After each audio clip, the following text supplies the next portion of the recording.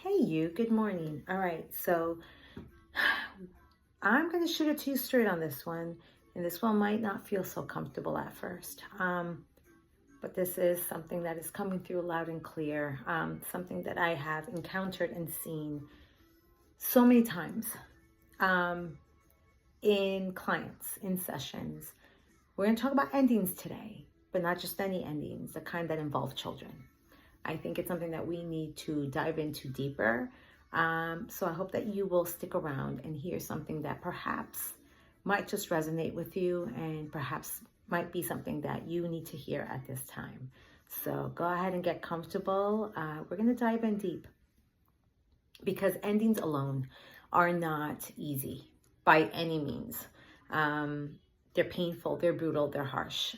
Even if we wanted them, even if we knew deep down inside that this was a relationship that was just bringing about so much stress and unhappiness in our lives, we're still mourning a loss. And I know you've heard me talk about this before. A loss is a loss nonetheless. Even if it's something that you want, you're mourning what was. You're mourning a part of yourself that that once existed, that once chose this person. You're grieving your relationship and what existed between you, the life that you are building. But not only are you mourning that past version of you and perhaps even the beautiful moments of that relationship, you're also grieving your present reality, which is now I'm moving forward without this person in my life.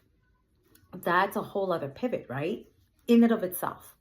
That's a whole other experience on top of grieving the past. But now we're going to add another layer. Not only are you grieving the past and the present, but you're also grieving the future, a future that once was possible, a future that you were hoping for, dreaming about, and maybe even working diligently towards. Grief is a very real and heavy part of breakups, divorce, endings. We don't talk about it enough because we are so quick to just strap on our boots, pull up our big boy pants, and just keep it moving, right? But this is a grief journey. And I know that we talk about grief as it pertains to death, but grief is loss. And that could be loss of a job, loss of a relationship, loss of a friendship, loss of a part of yourself that once existed. And it's so important to honor that. But here's where there's an extra layer, because many of you right now at this time might be facing and coming face to face, head on, with a possible ending in your relationship. And if that's not heavy enough, there are kids involved. And so what I hear all too often is this: but Moni, there's kids involved. How am I supposed to just walk away and end a relationship that existed for X, Y, and Z long? And I get that. And I am not here to tell you that it's an easy thing. I'm not here to tell you if that's a right thing for you to do. Each situation is so specific to your journey. But I want to ask you, and I really want to encourage you to explore what is keeping you in your relationship at this time. A healthy, happy relationship is not looking for a way out. You know when you're in a happy, healthy dynamic because you're not fantasizing and dreaming of the day it ends. You're not plotting and scheming your way out of this. Happy relationships, when you are truly satisfied and happy, the ending is not something that you are actively, constantly looping in your head. Because you're happy, you're going to be working towards it, being fully present in the relationship. It honors you, you honor it. But when you're constantly feeling the heaviness and the weight of the relationship, and it feels like you are pushing a huge boulder up a mountain, it's not to say that relationships aren't hard work. They are. They require effort, communication, trust, transparency, reciprocity. But there's a difference between putting in the work in a relationship that is aligned and does feel healthy, and putting your energy towards a relationship that sucks you dry. And I'm sorry to be the one to tell you, but staying in a relationship for the children involved has got to be one of the most hypocritical things that we as adults do. It's a mind fuck to me. And I'm sorry for the language, because it speaks to our hypocrisy. And what do I mean by that? We love our children. We love our children so much that we want nothing but the best for them. As mama bears, if somebody comes and hurts our children, we are ready to fight their battles for them. Many moms, as fathers, we want to protect and love our little girls, and we hope that our children find the relationships of their dreams. We want our children to live their happily ever after, and yet we deny our own. What the fuck is that, my friends? That is hypocrisy at its finest, because here's what I'm going to tell you as a mother of 5. Children are constantly learning, and they're not learning by what you're saying, baby cakes. They're learning by watching you, observing you. The energy in your house speaks far more than whatever words are coming out of your mouth. So you're here telling them, live your life. I want you to be happy. And you're here and they're watching you break down, crying, suffering in silence. And so what is it that you're teaching your children? That this is a part of normal, healthy relationships. And my friend, it's not. So why is staying for the children such a shit idea? Because you're teaching that child how to put up with unhappiness in their lives. I'm going to tell it to you straight. If you love your children and if you love that child, learn how to teach them that they can, in fact, create happiness in their lives, that they have self-authority, that they are fully empowered to create relationships dynamics that feel good, nourishing, healthy to their mind, to their body, and to the spirit. And I'm not saying that you should just recklessly abandon and crumble down a family unit.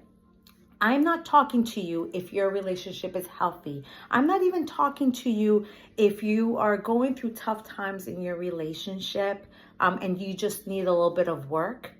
I'm talking to those of you who know on a soul level that this relationship is not it, and that you are suffering in silence, restless, can't sleep at night because this relationship is like gut-wrenching to your soul, draining your life force.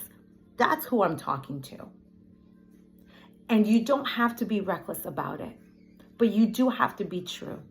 And that is precisely what this eclipse season is doing, baby cakes. It's rattling and shaking everything that is not built on solid ground, because if your relationship was built on quicksand, it's coming down right now. But it's not doing so to punish you. There's so much power in recognizing when we are trapped in a karmic loop, in a karmic cycle. When the storyline is constantly on repeat, automatic pilot, over and over and over again. But here's where your power kicks in. The moment that you recognize that you are in fact reliving on a daily a karmic cycle, a karmic loop, the power is within you to unleash yourself from it. You can in fact close out your karma. You can in fact pay out your debts. And it begins by recognizing the karmic storyline, the karmic loop that you've trapped yourself in. Because that's the thing about karma, baby. It's self-made, it's self-imposed. And how often you keep paying out this debt, well, that falls on you. So if you have, during this time, come to this deep soul reckoning, an awakening and a realization of dynamics, relationships, whether it's in work, whether it's in love, whether it's in matters of health, vitality, what in your day-to-day life is no longer in alignment with you? The Virgo and the Pisces axis is a very powerful one. It speaks to our daily habits, our ritual, our health. It is the health axis. And so our health is front and center at this time. This eclipse season, it wants us to be heart happy, but it's not just on a surface level. It's not just in one capacity. It's in the entirety of it. So do your relationships reflect back to you the health and the happiness that you deserve? And that's my little buddy here calling and telling me it's time's up. So I'm going to go tend to him now, but I did want to share this powerful message to you. I love you dearly. If you need help and guidance at this time, don't hesitate to reach out.